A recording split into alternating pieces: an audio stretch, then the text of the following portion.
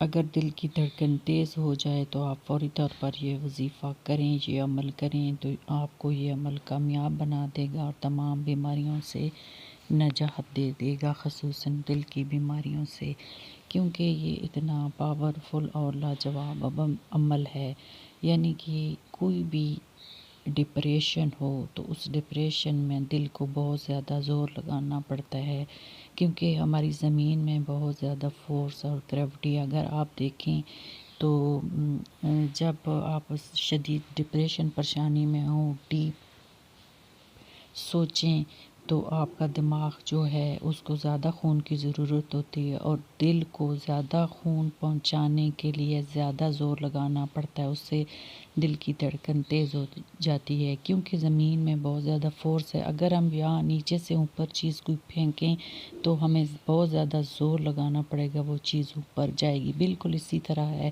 دل کی دھڑکن تیز ہو جائے تو دل جب دماغ کو خون پہنچاتا ہے، جب دماغ بہت زیادہ سوچتا ہے تو وہ دل کی دھڑکن تیز ہوتی ہے۔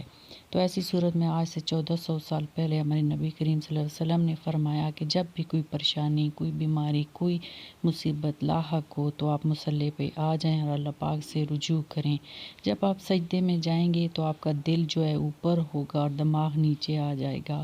تو اس صورت میں آپ دل کی تمام بیماریوں سے محفوظ رہیں گے۔ اور خصوصاً دل کی بیماریوں سے محفوظ رہنے کے لیے آپ کو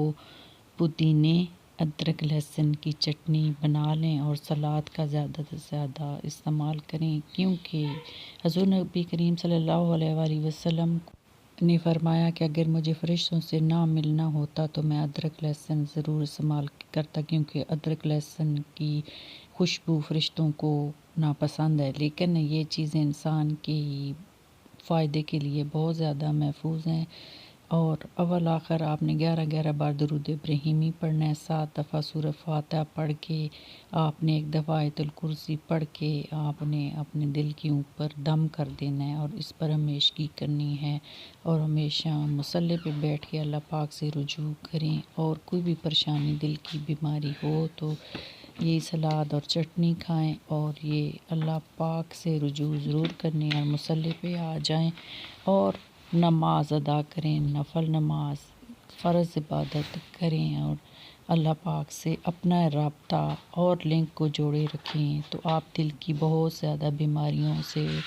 دور رہیں گے۔ کیونکہ آج سائنس بھی یہی کہتی ہے کہ ہمارا دل اگر اوپر ہو، دماغ نیچے آ جائے تو اس سے